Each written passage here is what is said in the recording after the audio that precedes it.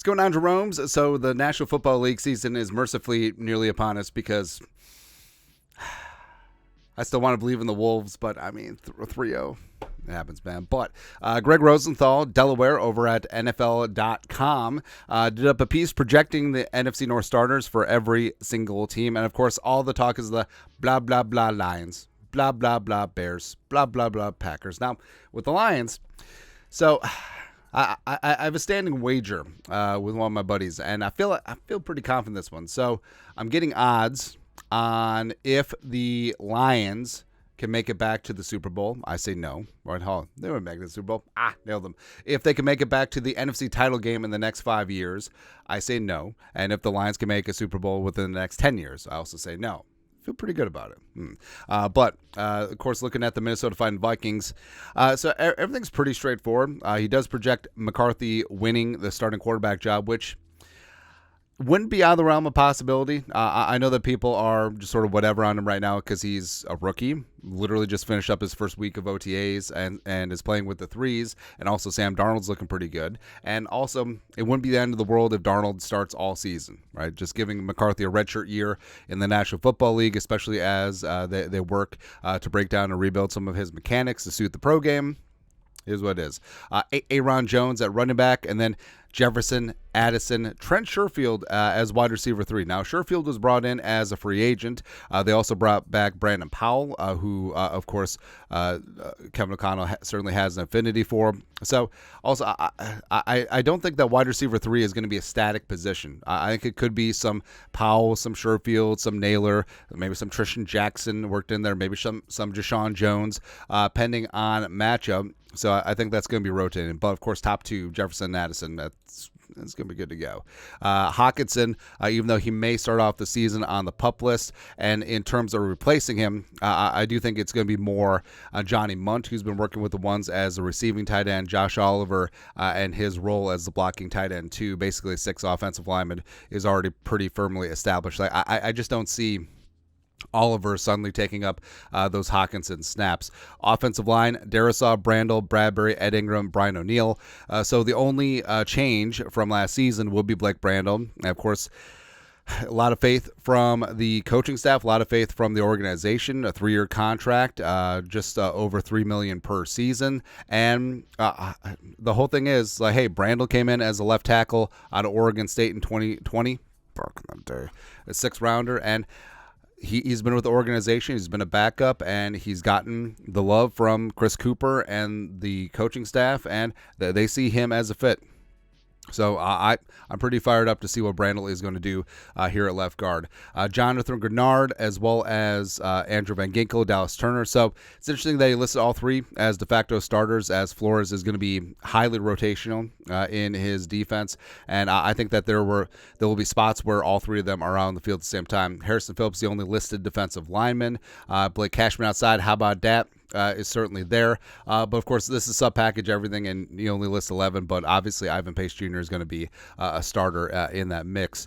3 corners, Murph in the slot, Mekhi Blackman, and Shaq Griffin on the outside. Now, so far at OTAs, it has been a Caleb Evans with Shaq Griffin on the outside and Byron Murphy in the slot. But we'll see what happens there. Also, the 3 safeties, Harrison Smith, Cameron Bynum, and Josh Metellus. Some notes from Greg Rosenthal. J.J. McCarthy landed in a perfect situation. The line is mostly settled. The receivers are elite, and the coaching is inventive. And that's exactly what it is. And you don't need to rush him into the situation if he's not ready. But if he's ready, let it rip.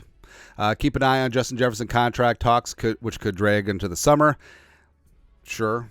But even if a deal is going to get done, like I don't see it happening before the start of training camp at the end of July. So, no. Addison can be one of the best wide receiver 2s in football. I'm less concerned about the number 3 spot. Brandon Powell is also an option because Hawkinson essentially will serve as that role once he's back from a torn ACL, which is fair. Basically, the holy triumvirate of Pat's catchers, Jefferson, Addison, Hawkinson, the Sons of Anarchy, certainly there. Blah, blah, blah. Aaron Jones, blah, blah, blah. The guard spots could be better, so don't be surprised if the Vikings add another veteran in free agency. So, certainly interesting, but also looking at the offensive line depth. I mean, you're hopeful about Juergens.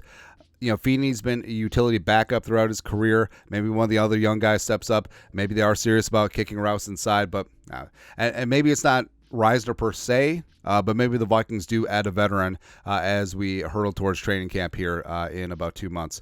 Coordinator Brian Flores' inventive defense showed cracks late last season. That's why I love the pass rush investment the team made. Flores shouldn't need to send the house as often this year as he did in 2023. And that's absolutely true, where the Vikings led the league in blitz percentage last year at just south of 50%. And it's a lot of fun, sure, but also it was out of necessity because you didn't have 4 guys who can consistently get their own pass rush. And we said, there will be spots where Van Ginkel, Gernard, Dallas Turner, Ivan Pace Jr. are all on the field and all rushing, right? And I think it's going to be super fun and super interesting, them getting after it, being able to put 7 in coverage and just go from there. Life's going to get a lot easier the Vikings may reduce their blitz percentage to 36%, but the pressure rate may even go through the roof, and they may even lead the league. So pretty excited about that.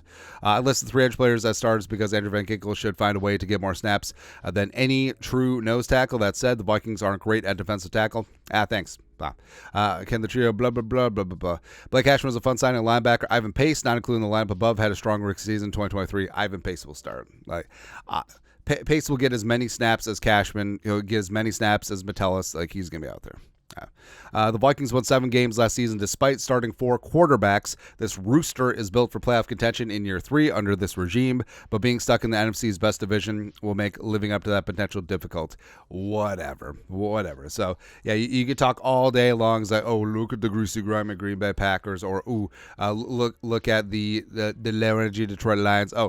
Jared Goff is going to be way slower this year because all the money that they stuffed in his pockets. Then also the crooked Chicago Bears. Hey, yeah, sure. Caleb Williams has great receivers in DJ Moore and Keenan Allen and Roma Dunze, but got to talk about that offensive line, man. Ain't about it. It's right and everyone else. There's Darnell right and everyone else is wrong.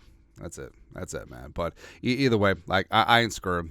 And frankly, like Greg says, this is a playoff caliber team, and I think that this does have the makings of a high-end offense, even if McCarthy starts his rookie season. And this defense, I can't wait for this defense, man.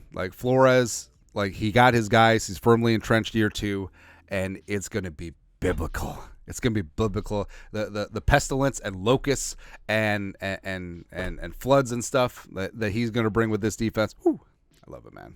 I love it. But that's it. Let us know your thoughts on our thoughts. Vikings projected starters from NFL.com. You guys know what to do. Skol, production value.